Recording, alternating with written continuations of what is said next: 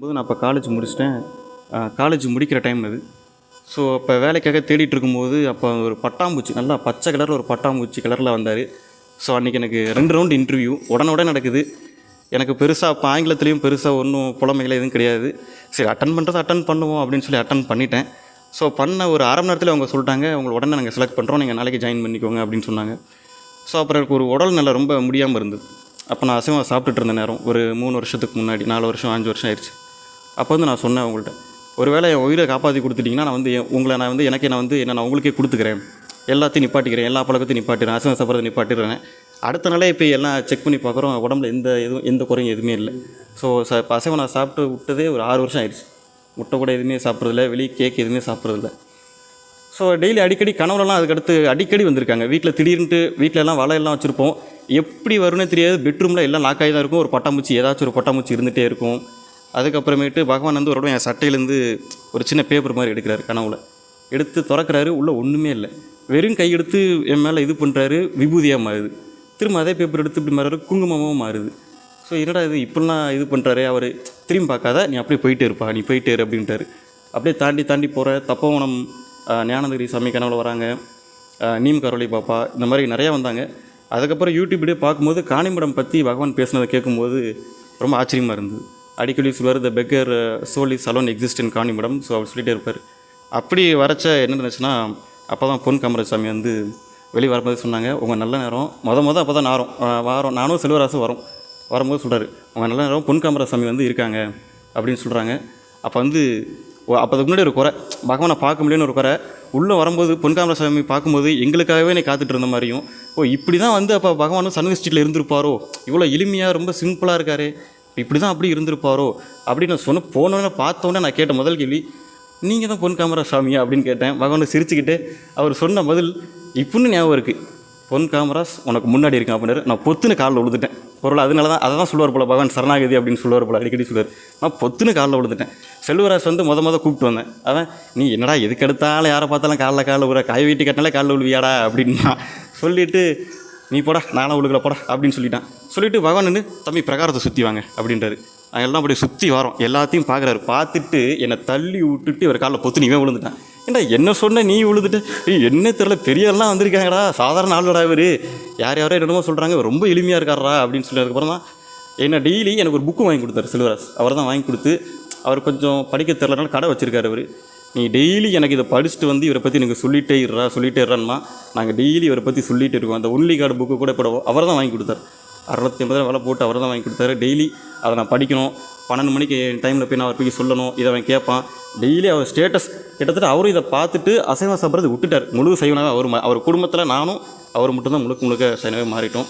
இதை பற்றி ராஜாட்டையும் நான் நிறைய விட சொல்லியிருக்கேன். சொன்னோன்னே இவன் போன தடவை வந்து நானும் பார்க்கணுன்னு சொல்லி இவரும் வந்துட்டார். அதே மாதிரி ஸ்ரீகாந்த் அண்ணன், என்னோட டீம் மேனேஜர், அவங்க பெங்களூரில் இருக்காங்க, அவங்களும் கிளம்பி வந்துட்டாங்க. அப்போ அடிக்கடி கனவுல வந்துட்டு இருப்பாங்க. நான் முதல் வேலை கிடைக்காம இருக்கும்போது ரொம்ப சிரமப்பட்டு ஒரு கோச்சிங்கெலாம் செஞ்சுருக்கேன். நீங்களாம் வந்து குருவா இது கூட பண்ணித்தர மாட்டீங்களா அப்படின்னு சொல்லுவேன். உடனே மெசேஜ் வரும், நீ நினைக்கும் போது இல்லை நான் நினைக்கும் போது தான் உனக்கு தருவேன் அப்படின்னு மெசேஜ் வரும். திரும்ப அந்த மெசேஜை தேடி பார்க்குறேன், இப்போ வரைக்கும் என் கண்ணில் மாட்ட மாட்டேங்குது. இப்போ நம்மளுக்கே சொல்லியிருப்பார் போல இருக்கு, இப்போ வரைக்கும் வர மாட்டேங்குது, நீ காத்துரு, உனக்கு எப்போ தேவையோ அது உனக்கு நான் தருவேன், நீ நினைக்கும் போதில்லை நான் நினைக்கும் போது தான் அப்படின்னு வரும். அதெல்லாம் பார்க்கும்போது சரி குரு இருக்கார் அப்படின்னு சொல்லுவேன். என்னோடய ஃப்ரெண்ட்ஸ் இருக்கு எல்லாமே எனக்கு வந்து வயசுக்கு மூத்தவங்க தான், ரொம்ப வயசுக்கு மூத்தவங்க தான். அவங்க எல்லாருமே யோகிராம சரத்குமாரை நேரில் பார்த்தவங்க. நான் ஒரே ஒருத்தன் தான் பார்க்காதேன், அவங்க ஒன்று தான் வித்தியாசம். திருவண்ணாமலை வந்து நான் ஒரு 2 தடவை போயிருக்கேன். அதே மாதிரி இப்போ காணிமடம் 3ஆவது தடவை வரேன். திருவண்ணாமலையை ஓகே சொல்லியிருக்காரு, என்னோடய உடம்பு அங்கே தான் இருக்குன்னு சொல்லியிருக்காரு. ஆனால் நான் மொதல் இங்கே வந்தபோது அது வார்த்தையில் சொல்ல முடியாது, அப்படி ஒரு அமைதி. அதை நான் இது வரைக்கும் நான் எங்கேயுமே அது வரைக்கும் நான் அது ஃபீல் பண்ணதே இல்லை. அது வார்த்தையில் சொல்ல முடியாது, கண்டிப்பாக அதை சொல்ல முடியாது. என் மேனேஜரும் வந்து அவர் முந்தானத்து தான் பெங்களூர்லேருந்து அறக்க என்னை பார்க்க வந்திருக்காரு. அவர் இதை சொல்கிறேன், நைட்டு இதெல்லாம் சொல்கிறேன், இந்த ஃபோட்டோ பார்த்துட்டு யார் இவருன்னு கேட்குறாரு. சொன்னேன், நம்ம நாளைக்கே கிளம்பி போயிடலாம் அப்படின்றாரு. இல்லை நான் இப்போ தான் வந்திருக்கேன், இல்லை நம்ம நாளைக்கே கிளம்பி போயிடலாம், ஒன்றும் பிரச்சனை இல்லை அப்படின்னு சொல்லிட்டு உடனே அன்றைக்கி தான் வந்திருக்காரு. நைட்டு அப்படியே நாங்கள் அப்படியே கிளம்பி இன்றைக்கி காலையில் வந்துவிட்டோம். ராஜாக்கும் ஃபஸ்ட்டு வண்டி கிடைக்கல, ரொம்ப வருத்தமாக இருந்துச்சு. நான் போன தடவை வந்தேன், பொன் காமராஜசாமியெலாம் வந்திருக்காரு, நீங்கள் என்னால் வர முடியலையே பார்க்க முடியலேன்ட்டு. ஒரு அரை மணி நேரத்தில் உனக்கு ஃபோன் வருது, வண்டி ரெடியாக இருக்குது, நீ போதுனா போயிட்டு வா அப்படின்னு சொல்லி. ஸோ இப்படி தான் வந்தோம். ஸோ அதில் பொன் காமராஜசாமியெல்லாம் வந்து நான் வீட்டில் வேணால் சொல்லும்போது அந்த மாயம்மா வந்து அந்த ஸ்டோரிலாம் நான் படித்தேன். அந்த கம்பி வச்சு குத்தி ரத்தம் கருப்பு கலரில் வந்து அந்த ஸ்டோரி, அப்புறம் பகவானை போய் அந்த 7 நாள் பார்த்தது, அப்புறம் லீ ஃபிலோசபிக்கு வந்து திறந்து வச்சது. எங்கள் அம்மாவுக்கு வந்து பெருசாக அப்பா யாருக்கும் அந்தளவுக்கு பக்தி இல்லை. அவங்க சொன்னது, உனக்கு மட்டும் நல்ல வேலை கிடச்சா உனக்கு காணி மரத்தில் தான்டா கல்யாணம் அப்படின்னாங்க. இப்போல்லாம் சொல்கிறாங்களே, ரொம்ப சந்தோஷமாக இருக்குது. காணி மரத்துக்கு வர மாதிரி இருந்தால் நான் நாளைக்கே கூட கல்யாணம் பண்ணிக்கிறேன், எனக்கு எந்த பிரச்சனையும் இல்லை அப்படி கூட காணி மரத்துக்கு வர மாதிரி இருந்தால் கண்டிப்பாக நான் உடனே கூட நாளைக்கே கூட கல்யாணம் பண்ணிக்கிறேன் அப்படின்னு சொன்னேன். சரி, ரொம்ப சந்தோஷம் அப்படின்னாங்க. அதெல்லாம் விட நாங்கள் வந்து பகவான் யோகிராம் சுரத்குமார் வந்து பார்க்காததை பகவான் பொன் காமராஜ் சாமியை வந்து நாங்கள் அதை பார்த்து நாங்கள் எங்களை சாட்டிஸ்ஃபை பண்ணிக்கிறோம். இவர் தான் அவர் அப்படி நாங்கள் சாட்டிஸ்ஃபைக்கிறோம். அப்படி ஒரு எளிமை, அப்படி ஒரு வீட்டில் யாரும் நம்பவே இல்லை. இந்த காலத்தில் என்னென்னமோ சொல்கிறாங்க, நீ வந்து யாகம் வளர்க்க தேவையில்லை, எதுவும் வளர்க்கல, நாம சொல்லுன்னு மட்டும் சொல்கிறாங்களா, அப்படியா, உண்மையாவா அப்படின்னு ரொம்ப ஆச்சரியமாக கேட்குறாங்க. எங்கள் அம்மாவுக்கு இங்கே வரணும்னு ஆசை. கொஞ்சம் உடல்நிலை சரியில்லை அவங்களுக்கு, கண்டிப்பாக கூப்பிட்டு வரணும்னு ரொம்ப ஆசை. நிச்சய இடத்துல கூப்பிட்டு வரோம்.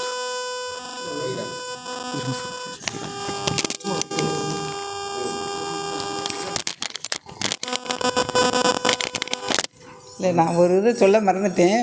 பாத யாத்திரை வந்து பகவான் சொன்னார், இந்த பாத யாத்திரை எதுக்காக இவங்க வந்தாங்கன்னு இந்த பிச்சைக்காரனுக்கு தெரியாது, ஆனால் ஜெயமாகி போச்சுன்னு சொன்னார். நான் வந்து என் பொண்ணு கன்சீவ் ஆகணும்னு சொல்லி தான் வந்தது. அதே மாதிரி அவள் வந்து இந்த பாத யாத்திரையில் பகவான் சொன்ன மாதிரி ஜெயமாகி போச்சுன்னு சொன்ன ஒரு அந்த அருளாசியில் அவள் அந்த மாதமே கன்சீவ் ஆகி அடுத்த பாத யாத்திரையில் நாங்கள் பேபியோடு வந்தோம். அப்புறம் ஒரு 3 மாதம் கழித்து பகவான்கிட்ட போய் பேபிக்கு பேர் சொல்ல வைக்க சொன்னால் அவளுக்கு வந்து பூஜான்னு பேர் வச்சார். பகவானுடைய இது தெய்வமாக சொன்னாங்க, இது மந்திராலய பூஜா, சாமி பிரசாதமாக வந்த தெய்வ பிரசாதமாக வந்த காணிமட மந்திராலய பூஜா அப்படின்னாங்க. அதனால் நீங்கள் எல்லோரும் வந்து பகவானுடைய அருளை பெற்று மந்திராலயம் வந்து பாத யாத்திரையாக நடந்து வந்தீங்கன்னா அதுக்கு ஏற்ற மாதிரி பகவான் பலனை அள்ளி கொடுக்குறாரு. அதனால் நீங்கள் எல்லோரும் பாத யாத்திரையில் கலந்துக்கங்க.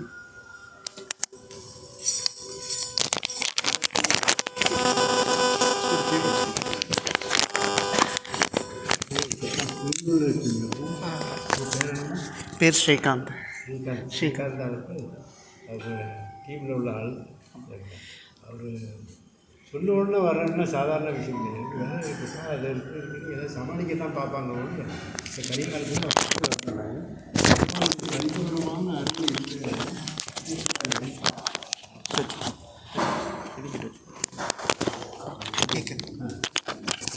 பரிபூர்ணமான அருள் இருந்ததுனால ஸ்ரீகாந்த் அவர்கள் பெங்களூர்லேருந்து வந்திருக்காரு.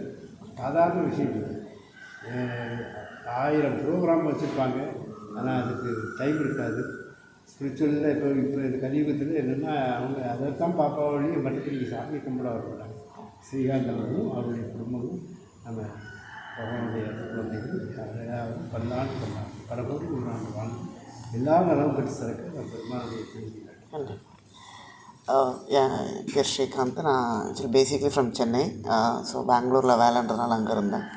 ஸோ சுவாமிஜியை பற்றி நான் ரொம்ப தீவிர குரு பக்தன். ஸோ இவருக்கு எப்படி யோகிராம் சுரத்குமார், எனக்கு வந்து சாய்பாபா. கிட்டத்தட்ட ஒரு 6 வருஷமாக சொன்ன மாதிரி அவர் தான் தெய்வம். நான் குருவை ரொம்ப நம்புகிறவன். குரு பாதத்தை டெய்லி அவர் தொட்டுத்தான் வேலையை ஆரம்பிக்கிறது. வீட்டிலே சிலைலாம் வச்சு டெய்லி அபிஷேகம் பண்ணிகிட்டு இருக்கேன். அவ்வளோ குரு பக்தன். நிறைய விஷயத்தில் வழி காட்டியிருக்காரு. நிறைய கஷ்டங்கள் பட்டிருக்கேன், வாழ்க்கையில் அடிபட்டிருக்கேன், அவமானம் பட்டிருக்கேன். எல்லாமே குருவோட அந்த ஒரு வாக்கு, குருவோட இது பொறுமை, ஃபெய்த் அண்ட் பேஷன்ஸு, அதை இன்னும் நான் கடைப்பிடிக்கிறேன். அப்போச்சு இல்லாமல் நானும் இவரும் ரொம்ப பழக்கம். கிட்டத்தட்ட 8 வருஷம், 4 வருஷம் பழக்கம். அண்ணன் தம்பின்னு சொல்கிறதோட அதுவுக்கும் மேலே அவ்வளோ நாங்கள் 2 பேரும் அவ்வளோ பழக்கம். ஒரு ரத்த உறவு இல்லை, அது ஒன்று தான். பட் அதோட மேலே அவ்வளோ பழக்கம். ஆத்ம பந்தம் அவ்வளோ வந்து இதுவே எப்படின்னா வந்து வீட்டில் சொல்லாத நிறைய ஷேர் பண்ணிப்போம், கஷ்டங்கள் எல்லாமே அப்படின்ற மாதிரி. அது எல்லாமே ஏன்னா இவர் வந்து யோகிராம் அவரை நம்புகிறவர், நம்ம ஒரு மரம் 2 பேரும் ஒரு குருவை நம்பிட்டு போயிட்டுருக்கோம். எப்பயுமே ஃபோன் பேசும்போது நிறைய கஷ்டங்கள் வரும்போது வேலை கிடைக்காத போதில் குருவை நம்ப கைவிட மாட்டார். அவர் பாதத்தை பிடிச்சிக்கிட்டு போ அப்படின்னு ஒரு வார்த்தை சொல்லுவார். அவர் பாதத்தை பிடி, அவர் எங்கே கொண்டு போகணுமோ கொண்டு போகணுன்னுவார். அதே மாதிரி நானும் சொல்லுவேன். ஸோ அவ்வளோ இது எங்களுக்குள்ளே எதுவும் ஒலி மறைவு கிடையாது. அவ்வளோ க்ளோஸுன்னு பேசும்போது ஒரு வாட்டி திருவண்ணாமலை போகலான்னு சொல்லிட்டு திருவண்ணாமலை போனோம். அப்போச்சு இவர் அண்ணாமலையை கூப்பிட்டுன்னு முதல்ல வந்து நான் கூப்பிட்டு போகிறேன், என்னோடய குரு கோயிலுக்கு கூப்பிட்டு போகிறேன் அப்படின்னாரு. அப்போ தான் முதல்ல அங்கே திருவண்ணாமலை இருக்க அந்த இதுக்கு போனோம். இவரை பார்க்க அப்போ தான் ஃபஸ்ட் டைம் நான் இவரை பார்க்குறேன். உள்ளே போனோடனே அப்படி ஒரு அமைதி, அது சொல்ல முடியாத ஒரு அமைதி. அது எப்படி சொல்கிறது வார்த்தை இல்லை. உள்ளே போனோடனே மெய் மறந்துட்டேன். எனக்கு உள்ளே போனோடனே அப்படியே உட்காந்துரு ஏன் அறியாமல் ஏதோ ஒரு மாதிரி தியானம் மாதிரி நானே பண்ணிகிட்டு இருக்கேன். ஒரு மாதிரி ஒரு அமைதி. அவ்வளோ அது கோடி ரூபாய் கொடுத்தாலும் அதெல்லாம் வராது. அது அப்போ ஃபீல் பண்ணேன். சுவாமிஜி உள்ளே பார்க்கும்போது அந்த தியான மண்டபத்தில் உட்காரும்போது அவ்வளோ ஃபீல் பண்ணேன். நான் கிளம்பும்போது கூட இவர்கிட்ட சொன்னேன், இது மாதிரி கிளம்பவே மனசு இல்லை, அப்படி இங்கேயே உட்காந்துடலாம் போல் இருக்குது, இல்லை சுவாமிஜி எதாவது கொடுத்தா கூட இப்படியே கூட நம்ம சேவை பண்ணிவிட்டு உட்காந்துடலாம். வாழ்க்கையில் பணம் பணம் பணம் பணம்னு ஓடிக்கிட்டே இருக்கும். பட் ஒரு அமைதியான ஒரு லைஃபு இல்லை. ஒரு விதத்தை நோக்கி ஓடிக்கிட்டே இருக்கும் வாழ்க்கையில். அப்படின்னப்போ அவ்வளோ ஆசீர்வாதம் அவரோடது. அதனால் அப்படி ஒரு அமைதி கிடச்சிது. அவ்வளோ ஒரு இது அப்புறம் சேவிச்சுட்டு அப்படியே வந்தேன். அப்புறம் இது மாதிரி காணிமடம் போனேன் அப்படின்னு சொல்லிட்டு அவரோட எக்ஸ்பீரியன்ஸை ஷேர் பண்ணியிருந்தார். ஷேர் பண்ணும்போது அவரோட கதையெல்லாம் சொன்னார், உங்களோட கதையும் சொன்னார். நேற்று பார்க்கும்போது அவர் அவ்வளோ ஃபீல் பண்ணி சொல்லும் போது இல்லை கண்டிப்பாக போயே ஆகணும், எல்லாருக்கும் குரு தான், பட் போயே ஆகணும், பொன் காமராஜ் சுவாமிஜியை நானும் காலில் விழுந்தே ஆகணும். எனக்கு அவ்வளோ ஒரு இவர் சொன்ன பிறகு உங்களை நான் அவர் நேற்று சொல்லும்போது இன்றைக்கி அவரை பார்த்தே ஆகணும், என்ன நடந்தாலும் பரவாயில்ல. நேற்று வேறு டிவியில் வேறு மழை பெய்யுறது அப்படி இப்படின்லாம் போட்டிருந்தாங்க. நான் சொன்னேன் என்ன ஆறுதா ஆகட்டும், நம்ம குரு கூட வருவார், இன்றைக்கி போகிறோம், காலையில் போய் சேவிக்கிறோம் அப்படின்னும். சரி, இப்படி தான் என்னோடய ஜர்னி. நிறையா சொன்னார். இப்போது உள்ளே வந்த பிறகு எனக்கு ஒரு வைப்ரேஷன் ஃபீல் ஆகுது. அது சொல்ல முடியாத ஒரு வைப்ரேஷனு. சுவாமிஜியை பார்த்தோன்னே இன்னொரு வைப்ரேஷன், பாசிட்டிவ் வைப்ரேஷன் நல்லாவே இருக்குது. எல்லாம் அவரோட அருளோட நடக்கும். உங்களோட ஆசீர்வாதம் எனக்கு கண்டிப்பாக வேணும், மேலும் மேலே வாழ்க்கையை வளர. இன்னொரு கான்செப்ட் பார்த்துங்க, ஆல் குருஸ் ஆர் ஒன். ஆமாம், இதுதான் ஒன்று தான். சாமி அவர் ஷிரடி பாபா சமாதி ஆகும்போது இந்த வருஷத்துக்கு கரெக்ட். ஆமாம், அப்போது ரொம்ப டிவோட்டிஸ் வந்தாங்க. சாமி அவர் வேறு இல்லை, நான் வேறு இல்லை, ரெண்டும் ஒன்று தான் அப்படிங்கிறத ஒரு கான்செப்டை சொல்கிறாரு. அப்போது இதுக்கு மற்றவங்களாம் ஃபீல் பண்ணி பார்க்குறாங்க, பார்க்கல அதே மாதிரி நடக்குது.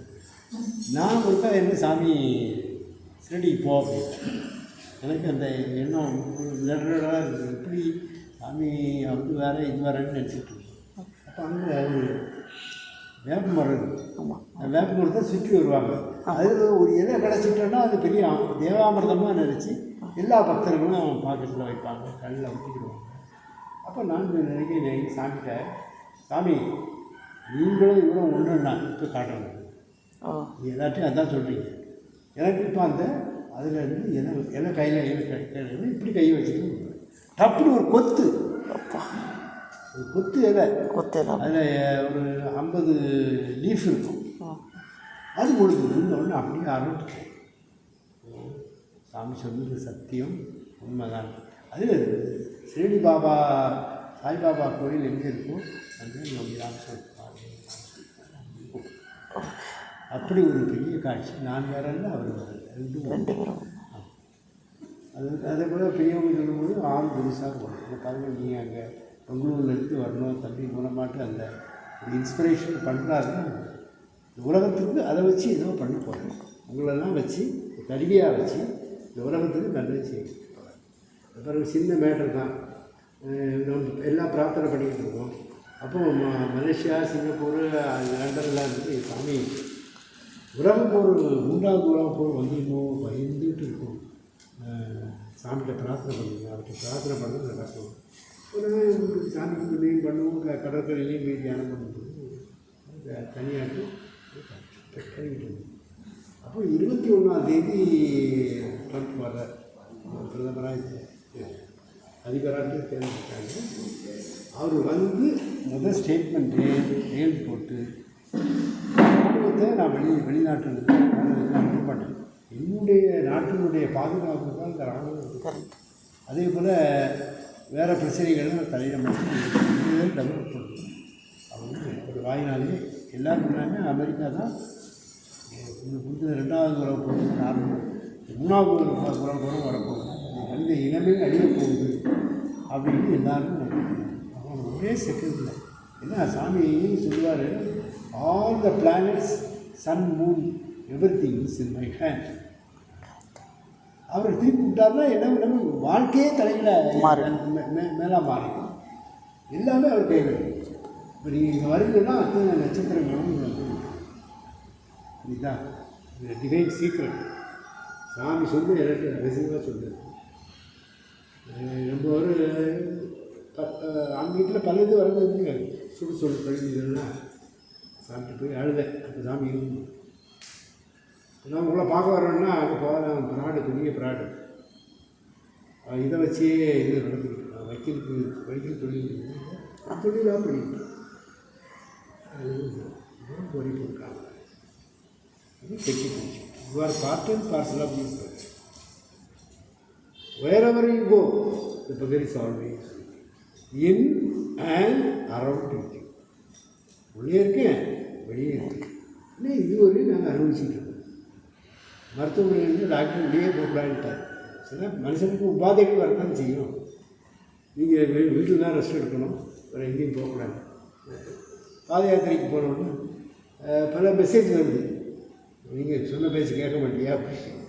உறவினர்கள் தான் இருந்தாலும் நேற்று சாமியுடைய நாமம் 4 இருக்கும் ரீச் ஆகும். பாருங்கள், பெரிய தொழிலதிபர் 4 கம்பெனிலாம் வச்சுருக்கார். கன்ஸ்ட்ரக்ஷன், அது இது, பிரிக்ஸ், சாம்பியன்ஸ் தான் வச்சுருக்கார். அதெல்லாம் திடீர்னு வந்தார். வந்து நானும் குரு பக்தன் தான். எங்களுக்கு சுடலமாட சுவாமியை வச்சு நினைக்க போட்டோம். விஷயம் எழுதுது. பெரிய அளவில் கோயில் கட்டி எல்லாம் அன்னதானங்கள் கைங்க. அதனால தான் சாமி உங்களை எடுத்துருக்கார். அவர் தான் எல்லாமே ஆளினார். இவரெல்லாம் வளர்ந்து தான் எல்லா தெய்வங்களும் அவராக பார்க்குறோம் அப்படின்னு. நேற்று என்னென்னா பாத யாத்திரை நாங்களே இல்லை. அப்போ என்னோட திருவடி நான் துணி அந்த ஒரு ஜுவல்லரி வச்சுருக்காரு. அவர் ரொம்ப ஈடுபாடு. சாமி சித்த இங்கே வந்துட்டு போங்க, பல நாள் கூப்பிடுவார். இந்த ஏரியாவுக்கு வாங்க, வந்தால் நீங்கள் வந்தால் தான் எங்களுக்கு இதாக இருக்குது. சாமி விக்கிரகத்தை கொண்டு வரும். நேற்று பாருங்கள், ஒருத்தர் கேட்குறாரு, சிங்கப்பூர் மலேசியாவிலேருந்து வந்தவர், பாத யாத்திரைக்கு இருக்கான்னு இருந்தது. அகத்தியர் சிலையை இருக்குன்னா சொல்லுவாங்க. அகத்தியர் சிலை, குட்டி சிலை ஒன்று அகத்தியருடைய ஜீவநாடிங்க. 7 தலைமுறையாக பார்த்த ஜீவநாடி. அவருக்கு காட்சி கொடுத்து அகத்தியர் எருமை காணிமடத்துக்கு போக வேண்டியது. காணிமடம் எங்கே இருக்குங்கிறத ரூட்டை கொண்டு போகணும். கன்னியாகுமரியில் இருக்கும், 7 கிலோமீட்டருக்கு பட்ட வடிவில் இருக்கும். இது எல்லாம் பொருள் அது நாங்கள் முன்ன பார்த்தது சார். தஞ்சாவூர்காரர் நாடியில் ரொம்ப அவர் ஒரு ஃபோட்டோ எடுத்து ஃபோட்டோவை பார்த்தேன். நாடியெல்லாம் நம்ம சொல்லாமல் யோசியங்கள் இதெல்லாம் இந்த அப்பாற்பட்டதுன்னு வச்சுக்கலாம். பார்த்தா அந்த வரி வந்துகிட்டே இருக்குது. இப்போ நீங்கள் வந்துருக்கீங்கன்னா உங்கள் பேர், உங்கள் அப்பா பேர், தாத்தா பேர் எல்லாம் வருது. அப்படிப்பட்ட ஒரு புதையலை கொண்டு சுவாமி கொடுக்குற அகத்தியர் சாதாரண விஷயமா? அகத்தீசன். நம்ம உள்ளே இருக்கக்கூடிய ஈசன் தான் இந்த அகத்தீசன். அது யோகி ராமேஸ்வரர் வந்தாங்க. அதில் ₹1,00,000 வச்சு இப்படி ஒரு நாடி வரும்னா நம்ம கொடுக்கணும். இதில் கோடி கொடுக்குறதுக்கு ஆள், அதை வச்சு அவன் பிழைப்பு எடுத்தோம். அப்போது இது கட்டுக்கட்டாக பணமாக வச்சு அதை வந்து சமர்ப்பிக்கிறோம். தம்பிக்கு நீங்கள் நாளைக்கு பார்க்குறேன். நாளைக்கு இங்கே இருப்பீங்களாமா? இருப்பீங்க இல்லையா? பார்க்குறேன். தலையில் வச்சு இன்றைக்கி அவரும் சேர்ந்துருக்கார். 35வது வருஷம் பெரிய மறக்கு அவர் வாங்கினாலும் சொன்னாலும் எனக்கு சிலை இருக்குது. ஒரு இன்னொரு சிலை அந்த இதுக்குள்ளே இருக்குது, நாடிக்குள்ளே இருக்குது. இன்னொரு சிலை நேற்று போட்டு இருக்குது.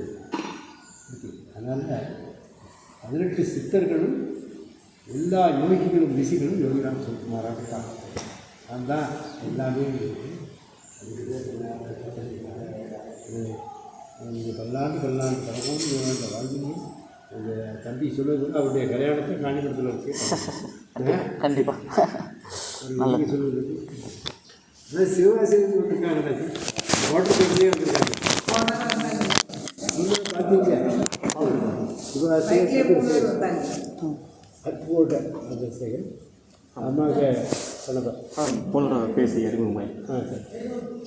என் பேர் வந்து ராஜா. நாங்கள் எல்லாம் சிவாசிலேருந்து தான் வரோம். எனக்கு அறிமுகமானது வந்து அவங்க வச்சு தான் எனக்கு கொஞ்சம் அறிமுகம். நான் வந்து வண்டி லோடு ஓட்டி டிரைவர் தான். நான் வந்து வண்டி ஓட்டிக்கிட்டு இருக்கேன். படித்தது வந்து பிஎஸ்சி பாட்னி படிச்சிருக்கேன். எனக்கு அதில் ஒரு இன்ட்ரெஸ்ட்டுங்கிறதுனால அந்த இதில் போயிருக்கேன். அது கொஞ்சம் ஓட்டிக்கிட்டே இருக்கும்போது கொஞ்சம் கஷ்டம்தான். வேலை பார்க்குற மாதிரி இருக்கும், அன்னன்னைக்கு ஓடி அடைக்கிற மாதிரி தான் இருக்கும். அப்படி இருக்கும்போது தான் ப்ரோ நீ என் கூட வாடா, ஒரு நாள் நீ வந்து பாரு, உனக்கு எப்படி இருக்குன்னு பாரு அப்படின்னாங்க. சரி ப்ரோ போவோம் அப்படின்னேன். என்கிட்ட லோடு வண்டி தான் இருக்கிறதுனால டூ வீலர் எதுவும் கிடையாது ப்ரோ அப்படின்னேன். இருக்குது 2 வண்டி இருக்குது, ஒன்று அம்மா எடுத்து போயிடுவாங்க, இன்னொன்று அப்பா எடுத்து போயிடுவாங்க அப்படின்னு. நீ வா, ஒன்று என் வண்டியில் போவோம், அப்படி இல்லைன்னா யார் வண்டியாச்சும் கேட்போம் அப்படின்னு சொல்லி தான் சொன்னாங்க. சரி ப்ரோ கேட்போம் அப்படின்னு சொல்லிட்டு ஒரு ஆள் எனக்கு தெரிஞ்ச ஃப்ரெண்டுகிட்ட தான் வண்டி கேட்டேன். வட்டம் கேட்கும்போது 8 பவுன் தான் சொன்னாங்க. கேட்ட உடனே நீ எதுவும் பேச வேணாம், 8 பவுன் தான் சொன்னாங்க. அன்றைக்கி எடுத்துகிட்டு வந்து இங்கே வந்தோம். அன்றைக்கி ஒரு சின்ன ஒரு கஷ்டம் என்னென்னா, உங்களை பார்க்க முடியாது, பகவானை பார்க்க முடியாத ஒரு கஷ்டம்தான். நாங்கள் அப்படி இருந்துமே போகிற வரைக்கும் இருந்து கடைசி வரையும் முடித்து எல்லாம் போகும்போதும் சரி ஐயாவை பார்த்துட்டு போயிடுவோம் சொல்லி தான் இருந்தோம். முடியாத காரணத்தினால ஒரு சின்ன கஷ்டத்தோடு தான் போனோம். போயிட்டு அதுக்கப்புறம் மறுபடியும் பார்த்திங்கன்னா இப்போது நேற்று சாயந்தரம் 5 மணி வரைக்கும் வேலை பார்த்துட்டு தான் இருந்தேன். வாடா போவோம், இன்றைக்கி திடீர்னு கிளம்புற மாதிரி இருக்கும் அப்படின்னு சொல்லி சொன்னாங்க. சொன்ன உடனே சரி ப்ரோ உடனே போ அப்படின்னு சொல்லிட்டு தான் கேட்டேன். நான் மறுபடியும் அவர்கிட்டே தான் வண்டியை கேட்டோடனே அவர் என்ன சொன்னார், இருப்பா நான் பார்த்துட்டு சொல்கிறேன், என் தம்பி வண்டி எடுத்து போயிருக்கான், வந்தோடனே சொல்கிறேன் அப்படின்னாங்க. அப்புறம் சொல்லி முடித்தோடனே ப்ரோ வண்டி கிடைக்கல ப்ரோ அப்படின்னு சொல்லி இவங்க முடித்த உடனே ஒரு 5 மினிட்ஸ்லேயே மறுபடியும் அவங்க கூப்பிட்டாங்க. வண்டி இருக்குது, நீ வண்டி எடுத்துகிட்டு போ அப்படின்னு சொல்லி சொன்னாங்க. முடித்த உடனே நேராக போய் அவங்கள போய் நான் வேலை 5 மணி வேலை ஃபுல்லாக இருந்துச்சு, நான் போயிட்டு வரேன் அப்படி சொல்லிட்டு லோடு முடிச்சுட்டு வீட்டுக்கு வந்தோடனே குளித்து நேராக ப்ரோட்ட போய் வண்டி எடுத்துகிட்டு வந்தேன். வண்டி எடுத்துகிட்டு வந்த உடனே நைட்டு உடனே அப்படியே கிளப்பிட்டோம். அது போக பார்த்தீங்கன்னா பின்னாடி கிருஷ்ணர் சிலைக்கு அந்த கோமாதாவுக்கு ஒரு மணி வாங்கணும்னு எனக்கு ஒரு ஆசை. அந்த முதல் நாள் வந்தோடனே வாங்கின ஆசை, அதை இன்றைக்கி வாங்கிட்டு வந்துட்டேன். அன்றைக்கி அதை கட்டணும், மணியை கட்டி விட்டு இன்றைக்கி இனிமேல் தான் சாமியெல்லாம் பூஜை முடிக்கும்போது அதை கட்டி விட்டுருந்தேன். அது மாதிரி போன வட்டம் பார்த்தீங்கன்னா இங்கேருந்து போகும்போது பகவான்கிட்டேருந்து நிறையா மாலைகள் வாங்கிட்டு போனோம். அது பார்த்திங்கன்னா எனக்கு ஒரு எல்லா மாலையும் வாங்கிட்டு போனோம். அதே மாதிரி இன்னொன்று என்ன, நான் ப்ரோட்ட சொன்னேன், ப்ரோ நம்ம அங்கே போகும்போதெல்லாம் நம்மளால் என்ன முடியுதோ எதுனாலும் வாங்கிட்டு போகணும் ப்ரோ. இந்த வட்டம் நம்ம அவங்களுக்கு மாலை கொடுத்தாங்க, நமக்கு கொடுத்தாங்க, நம்ம அவங்களுக்கு நிறையா மாலை வாங்கிட்டு போகணும் ப்ரோ அப்படின்னு சொல்லி சொன்னேன். சரி ப்ரோ செஞ்சிடும், அதே மாதிரி செஞ்சிடும் அப்படின்னு சொல்லி போன வட்டம் எங்கள் ஊருக்காரங்க அந்த சிவாசிக்காரங்க காரில் வந்தாங்களாம்மா, அவங்க என்ன அவங்க போன வட்டம் நிறையா வாங்கி கொடுத்தாங்க. இந்த வட்டம் எங்களால் முடிஞ்சது, என் ஃப்ரெண்டு கடை வச்சுருக்கான் சாத்தூரில், அவன்கிட்ட சேவு சீவல் மிச்சரு ஸ்வீட்டு எல்லாம் வாங்கிட்டு வந்தோம். அதே மாதிரி வருஷம் வட்டம் இங்கே வரும்போது எங்களால் என்ன முடியுதோ எல்லாத்தையும் வாங்கி கொண்டு வந்து பகவான் காட்டலடியும் உங்கள் காலடியிலையும் கொண்டு வந்து வச்சு. செல்வராஜ் அவங்க கொடுத்துருந்தாங்க. அவர் பழக்கடை, அவரால் வர முடியல, அங்கே பழம் வச்சுருக்காரு, தண்ணி பழம் கடை வச்சுருக்காரு, அவரால் முடியல. அடுத்த வட்டம் வரும்போது கண்டிப்பாக அவரை கூப்பிட்டு வந்துடும்.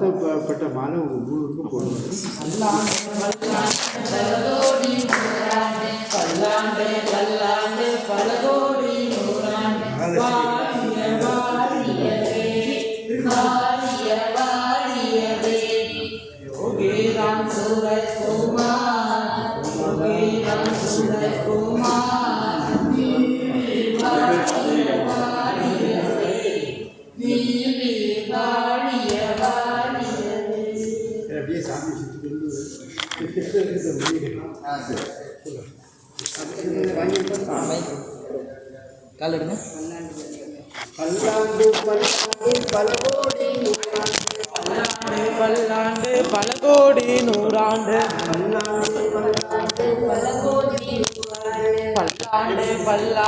பல கோடி நூறாண்டு, வாழிய வாழியவே வாழிய வாழியவே.